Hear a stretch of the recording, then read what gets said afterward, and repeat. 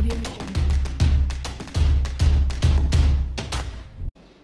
semuanya, selamat siang. Yang saya hormati Ibu Olivia Dwi Fatihasari, Sarjana Pendidikan. Yang saya hormati para hadirin sekalian.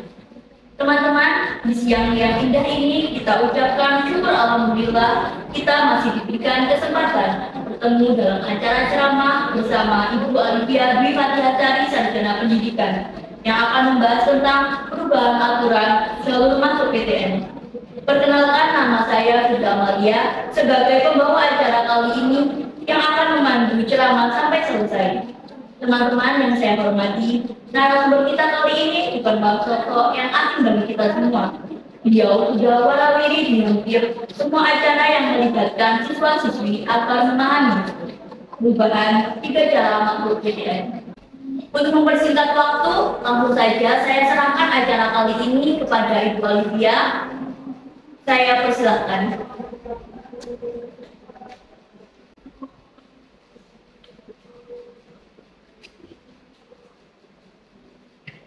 Assalamualaikum warahmatullahi wabarakatuh. Waalaikumsalam warahmatullahi wabarakatuh. Selamat siang dari semuanya. Ya. Gimana nih siang hari ini? Pasti capek kan? Iya. Biar gak capek, kita itu aja ya, yang semangat ada ya kan? Kita bareng-bareng ya ya. Semangat Mbak. Berprestasi, maju bersama, hebat semua. Ya, terus sekali lagi semangat ya.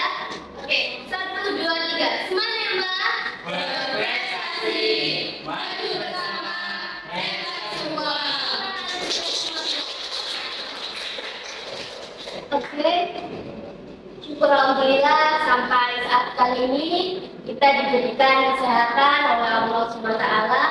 Kita dapat berkumpul bersama-sama di tempat ini dalam acara ini. Semoga kita semua mendapat syafaat pada hari akhir. Amin, amin ya rabbal alamin. Adik-adik yang saya hormati, pada kesempatan kali ini izinkan kakak memberikan cerita mengenai pendidikan pada tahun ini ya. Semuanya sudah tahu nggak berita-berita yang ini tentang PTN, tentang bagaimana sih caranya masuk PTN? Ada yang tahu nggak ya? Belum tahu. Nih. Karena di sini kakak akan menceritakan mengenai pendidikan, maka pendidikan itu memegang peranan penting dalam kehidupan bangsa dan juga bernegara. Pendidikan yang maju akan membawa negara tersebut menjadi terdepan. Maka dari itu, kita harus memajukan dunia pendidikan di Indonesia. Setuju atau enggak? Setuju. Nah, kita akan langsung ke materi yang pertama.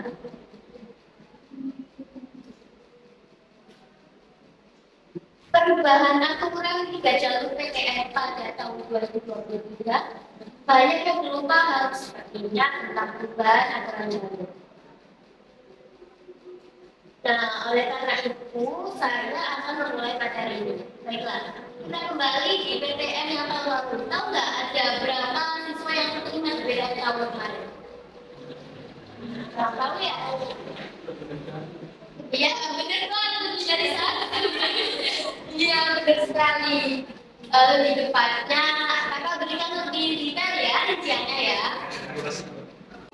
Baiklah, kita kembali di PTN pada tahun 2021 dengan adanya data LTMPT yang mencatat sebanyak 110.459 peserta lolos SNMPTN dari total 854.599 pelamar. Wah, banyak kan? Kalian itu bakal bersaing sama beribu-ribu ratusan orang untuk masuk ke jalur SNMPTN saja. Kira-kira takut nggak? Ya kan nggak takut ya. Dan sebanyak 184.942 siswa menyatakan lulus dalam SNMPTN 2021 pada tahun 2022. LTMPT mencatat ada sebanyak 126.143 siswa telah dinyatakan lulus seleksi nasional perguruan tinggi negeri SNMPTN dan sebanyak 192.810 peserta diterima di perguruan tinggi negeri melalui jalur SBMPTN 2022. Saat ini mungkin kalian sudah mendengar ya adanya kurikulum baru. Apa kurikulum namanya yang baru tersebut? Kira-kira yang menjalani kurikulum merdeka ini merdeka apa enggak ya kira-kira? Apa tidak merdeka? Memang apa bedanya kurikulum merdeka? Kalian ini sedang menjalani kurikulum apa? Berarti beda ya, beda kurikulum merdeka dan kurikulum merdeka sendiri itu memiliki potensi belajarnya yang beda. Jadi saat ini kakak akan membahas adanya kurikulum baru yang bisa yang ternyata mempengaruhi nantinya kalian untuk masuk ke perguruan tinggi. Dan pada saat peluncuran Merdeka Belajar episode kedua ke-20 secara dari Jakarta, Rabu 7 September 2022, Kementerian Pendidikan, Kebudayaan, Riset dan Teknologi mengumumkan perubahan 3 jalur masuk perguruan tinggi negeri. Ada berapa tadi? Ada 3 jalur, dan itu sudah diresmikan mulai 2023. Ketiga jalur tersebut adalah seleksi nasional berdasarkan prestasi, seleksi nasional berdasarkan tes, dan jadi ada prestasi, tes, dan juga seleksi mandiri oleh PTN. Mendikbudristek Nadiem Makarim menunjukkan perubahan ini bertujuan agar siswa, orang tua, dan guru bisa terlibat langsung dalam proses seleksi. Jadi nantinya di sini yang menjadi tanggung jawab kalian untuk masuk perguruan tinggi biasanya kan yang berusaha kalian, yang melakukan proses, guru yang membantu, dan orang tua tinggal dalam apa ya, dalam segi administrasi biasanya kalau orang tua ya. Tapi kali ini PTN diharuskan yang tak ikut yang pertamanya itu 3 orang ini, kayak 3 pihak ini, dari kalian, siswanya, guru, dan juga orang tua. Dan orang tua di sini mungkin menjadi salah satu faktor utama agar kita bisa masuk ke dalam PTN tersebut. Oke. Yang pertama kita bahas seleksi nasional berdasarkan prestasi atau yang saat ini disebut sebagai seleksi nasional masuk PTN atau SNMPTN, meliputi prestasi akademik atau prestasi non akademik.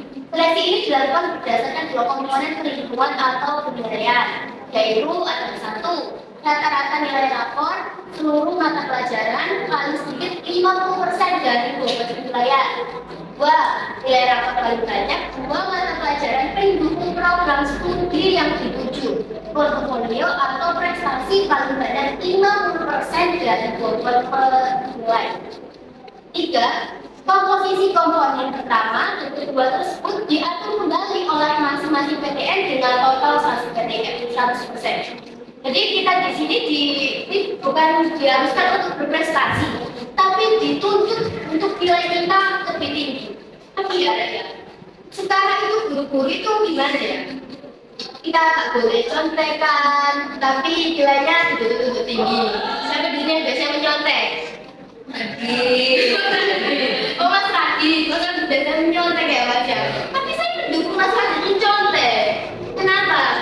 Ya gini ya Mas ya. Kita di sini tuh di potensi siswa sendiri tuh beda-beda. Sedangkan Mas Radit misalnya ini misalnya, nah ini misalnya ini kan beda dua belah ini, misalnya beda. Kalau Mas Radit sendiri biasanya dituntut untuk berprestasi, tapi dalam segi ujian mencontek memang dipersoalkan ya saat ini. Tapi dalam jalur PTN saat ini nilai memang sangat dipentingkan, terutama dalam nilai rata-rata rapor. Kalau dari data yang tadi, rata-rata nilai rapor seluruh mata pelajaran paling sedikit 50% dari bobot penilaian. Misalnya nih, kalian di semester 1 dapat nilai 90, dari sampai semester 5 90 terus. Kira-kira kan bakal keterima nggak di PTN? Terima. Ya, di situ peluang kalian untuk masuk PTN akan lebih besar. Tapi nggak juga kalau yang kita punya nilai yang segitu banyaknya, tapi nggak ada prestasi akademik yang mendukung. Tadi kan banyak tuh anak-anak yang pinter banget akademiknya, tapi di non akademiknya itu maaf kurang apa ya, kurang aktif mungkin ya. Kayak ikut ekstra, cuma fokus ke pembelajaran aja itu salah satu juga kurang mendukung untuk masuk PTN. Jadi prestasi non akademik itu juga dibutuhkan sebagai penunjang masuknya PTN. Tapi nggak juga yang kita aktif dapat piagam, nasional, kabupaten, satu bla bla bla. Tapi nilainya 50, nggak sekolah 1 bulan 1 kali masuknya. Itu nggak bakal masuk dalam PTN ya. Jadi yang masuk di sini ditiru. Oke, kita masuk ke poin kedua, yaitu nilai rapor paling banyak 2 mata pelajaran pendukung program studi yang dituju. Portofolio atau prestasi paling banyak 50% dari penilaian. Itu maksudnya gimana ya? Program studi 2 mata pelajaran. Nanti di sini kita ambil 2 mata pelajarannya. Contoh kalian di sini apa? Program studi kayak jurusan apa di sini kita? Kalian? Oh, lupa. Makanya tadi kita pinter gitu ya pelajarannya. Oke, jadi 2 mata pelajaran misalnya ini Mbak ini suka pelajaran IPA apa? 2. Biologi sama? Oh, matematika. Wah, tepuk tangan untuk Mbak ini. Oh, Mbak ini, wah matematika ini jarang banget ya anak IPA yang suka matematika dan itu kepaksa gitu. Pokoknya suka matematika. Misalnya ini tadi biologi dan matematika. Ini termasuk program studi di IPA. Jadi 2 program ini harus kalian benar-benar tuh tekuni sekali. Karena 2 program ini akan menjadi penunjang kalian bisa masuk PTN nantinya. Biasanya kan kalau yang tahun kemarin ada kan banyak yang IPA kayak fisika, kimia, biologi, MTK itu bakal menjadi penunjang. Kalau sekarang cuma diambil 2 mata pelajaran, kayaknya kita lebih ringan atau lebih susah ya? Ringan, makanya kita dimudahkan kalau sekarang. Untuk yang paling ketiga, komposisi komponen pertama dari kedua tersebut diatur kembali dan masuk PTN dengan total angka. Jadi dari poin pertama akan menghitung dengan 50% jumlahnya, dan poin kedua juga 50%. Jadi nanti itu di total menjadi 100%. Untuk seleksi bersama masuk PTN atau seleksi nasional berdasarkan tes dilakukan dengan menggunakan tes standar berbasis komputer. Biasanya ini disebut apa? SBMPTN. Sebelumnya kalian sudah tahu nggak jalur-jalur masuk PTN itu apa aja? Orang di alam mas.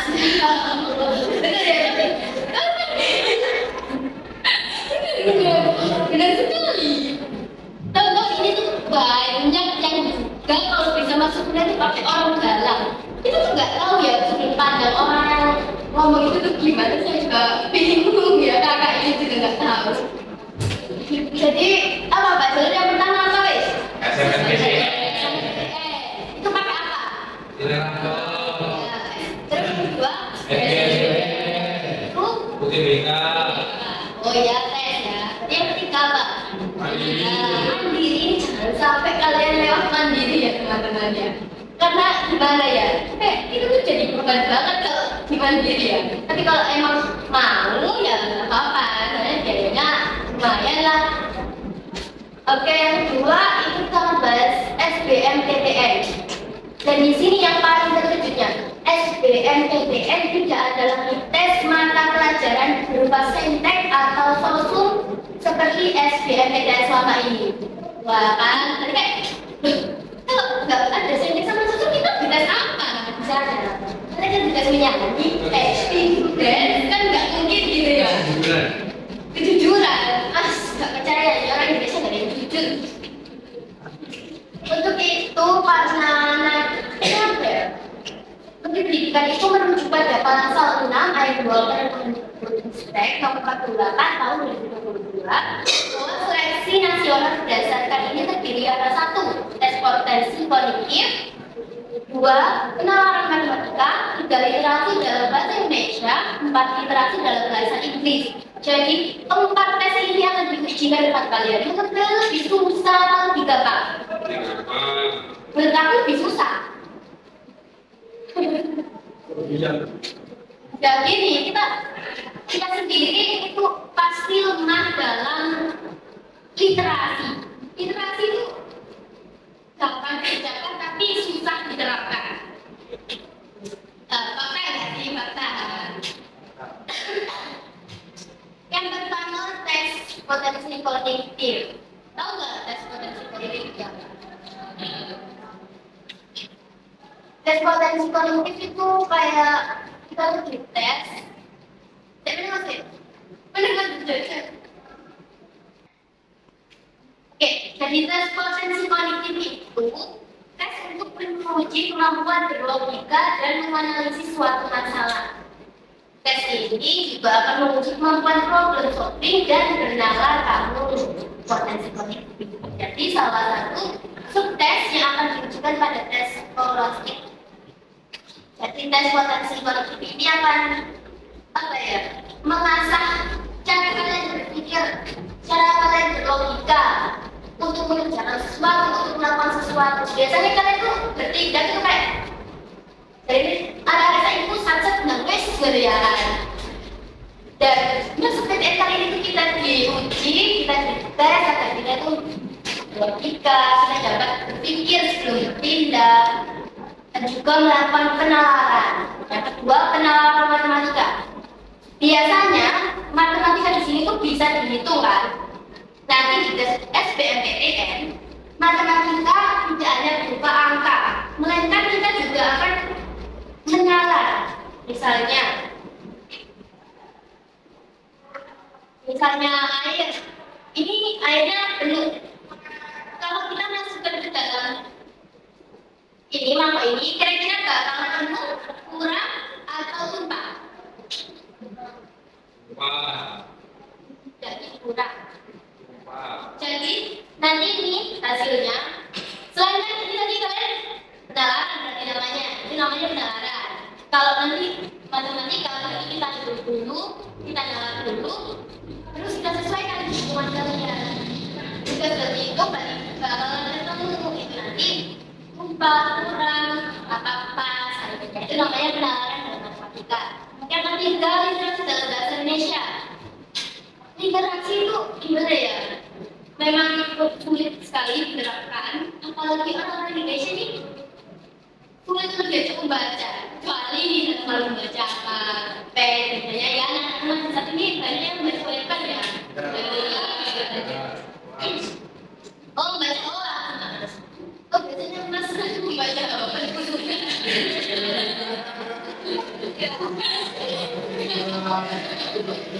Makanya ya, jawabannya jawaban ngomong gitu ya. Gitu ya. Yang keempat ada literasi dalam bahasa Inggris. Wah, siapa di sini yang suka belajar bahasa Inggris? Wah, mas Nabi hebat sekali. Wah, jawabannya ini ada campuran bunga ya mas?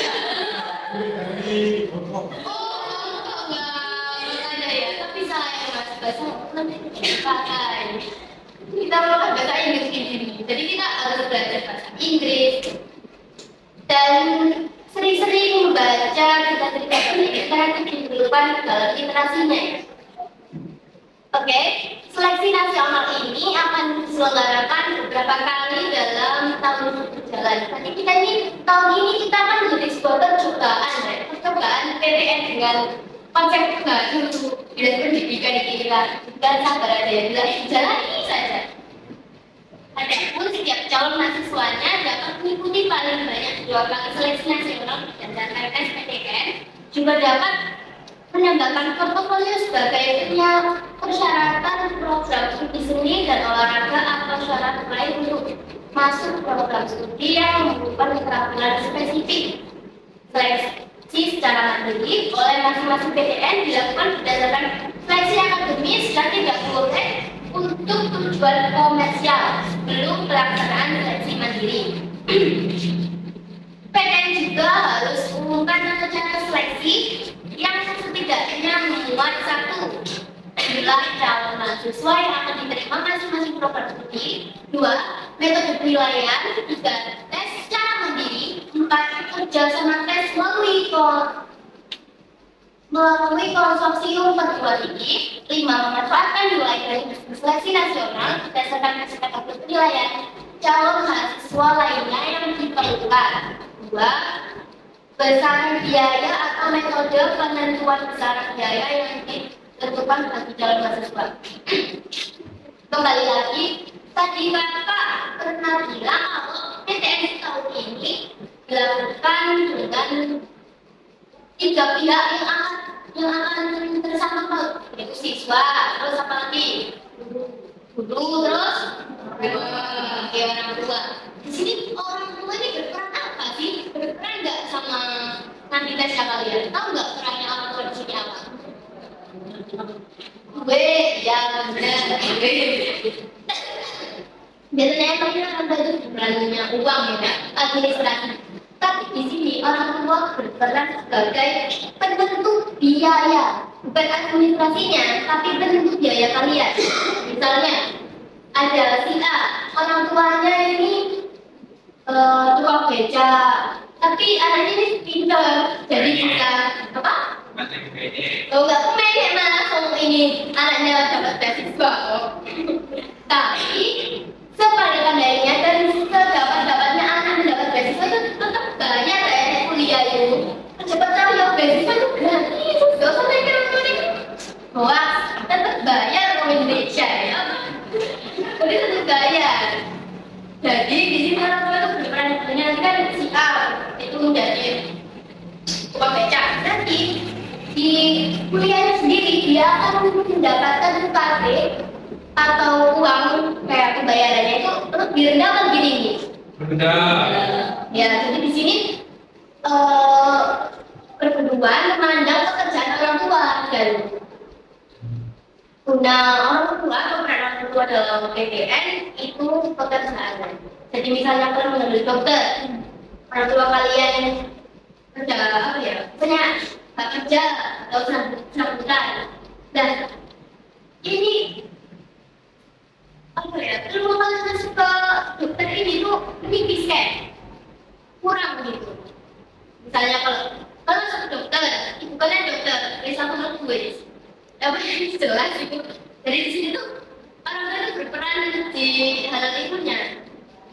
Oke, yang kedua, setelah pelaksanaan seleksi mandiri PTN, kemudian mengumumkan kepada calon mahasiswa atau masyarakat terkait 1. Jumlah persen seleksi yang lulus, masa sanggah selama 5 hari, 5. Tata cara penyelenggaraan hasil seleksi, dan ada pun jika calon mahasiswa meliputi bukti permulaan atas pelanggaran peraturan dalam proses seleksi dapat melaporkannya melalui apa ya? Pelaporan whistleblowing sistem Inspektorat Jenderal Kementerian. Jadi kita bisa menggunakan web untuk melaporkan misalnya ada terjadi kecurangan atau apa, kita nanti bisa laporkan.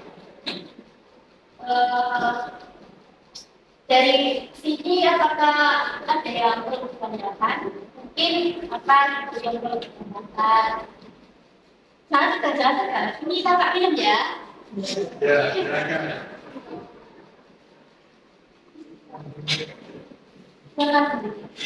Mungkin ada yang ditanyakan dari semua. Saya Kak. Apa Mas Fakir ya tadi namanya ya? Boleh maaf, boleh berdiri Mas? Ya berdiri saja ya. Ya. Gini, biar asik gitu ya, perkenalan dulu sih, perkenalan. Kan ini kita perwakilan dari beberapa kelas IPA ya. Jadi biar kenal, Mas Amsun juga mau terkenal ya Mas? Perkenalkan nama saya Julia dari Saputra dari kelas 2. Yang saya adalah mengapa sistem PTN itu berubah? Oke, mengapa seperti juga? Bisa duduk dulu. Ini pertanyaannya kakak tangguh dulu ya, nanti jawab akhir ya. Untuk pertanyaan kedua, silakan. Saya mau bertanya, ya, sebagai tadi dia katanya UTBK saya tidak bisa seleksi masuk PTN SBMPTN ini berubah menjadi apa? Oke, jawab dulu ya. Untuk pertanyaan ketiga, kakak batasi jawabnya yang baik. Mas, silakan. Perkenalkan nama saya Muhammad kelas 11 IPA 1. Ya. Saya mau bertanya, mengapa soal UTBK mapel saintek dan sosiologi diadakan? Oke, silakan Ibu. Baik. Baik, untuk pertanyaannya Mas Radit ya. Kenapa sih sistem masuk PTN itu harus diubah? Kira-kira iya ya, kenapa ya harus diubah? Kita tuh makin ribet, makin persiapan kita dari awal yang disiapin matang-matang ternyata nggak terlalu dipakai di PTN kali ini. Ternyata ada pun faktor-faktor yang terjadi kenapa PTN diubah, yaitu dari satu, dukung output kampus yang diharapkan. Jadi kampus sendiri itu memiliki output yang berbeda-beda. Maka dari itu jalur PTN ini harus diubah menyesuaikan output tersebut. Baiklah, ada pun faktor-faktor yang mempengaruhi kenapa PTN diubah. Yang pertama yaitu dukung pelajaran di sekolah sesuai dengan tuntutan belajar di kampus. Yang kedua, dukung output kampus yang diharapkan.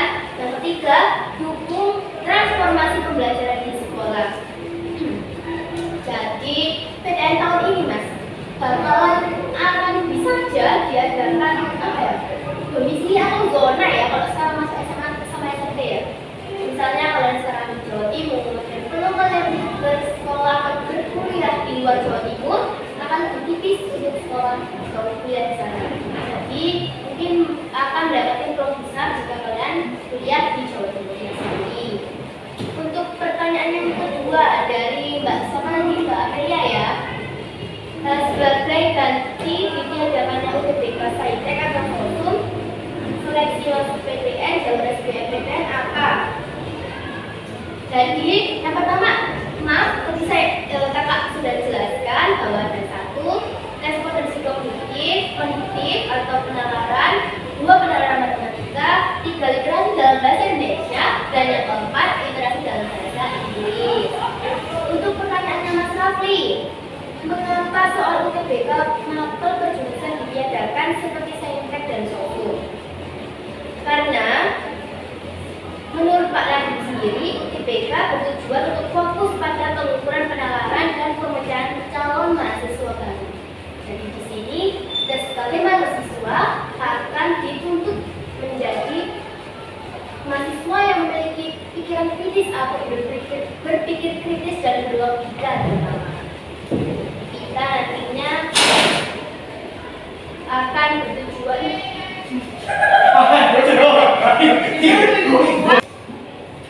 baiklah, karena pertanyaan sudah lebih dari 3 pertanyaan, maka karena juga waktu sudah menunjukkan pukulnya sangat sore sekali, biar Anda bisa istirahat di rumah. Iya, capek ya Mas Radit ya. Maaf ya, ini juga penting buat kalian bermanfaat gak materi kali ini? Bermanfaat. Pesan dan pesan yang bisa kalian sampaikan, teruslah semangat belajar karena kalian adalah siswa-siswi untuk masa depan bangsa dan negara. Kalian harus mempunyai niat tekad yang kuat agar dapat meneruskan tujuan negara kita sendiri. Baiklah, sekian yang bisa kakak sampaikan. Kakak akhiri. Wassalamualaikum warahmatullahi wabarakatuh. Waalaikumsalam warahmatullahi wabarakatuh. Boleh pulang. Hati-hati di rumah ya, adik-adik.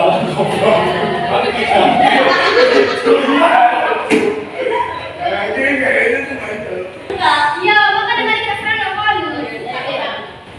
WC saya, ayo. Ayo, ke sana. Baiklah, ya. Kakak sampaikan terima kasih pada kalian ya. Ingat, pesan kakak terus semangat belajar. Ya, saya serahkan kepada pembawa acara tadi. Kakak pamit. Wassalamualaikum warahmatullahi wabarakatuh. Waalaikumsalam warahmatullahi wabarakatuh. Oke, acaranya sudah selesai. Terima kasih atas waktu kalian. Semoga ilmu yang disampaikan oleh Ibu Alivia Bimberti Hasari bisa bermanfaat buat kalian ke depannya ya. Cukup sekian. Sampai jumpa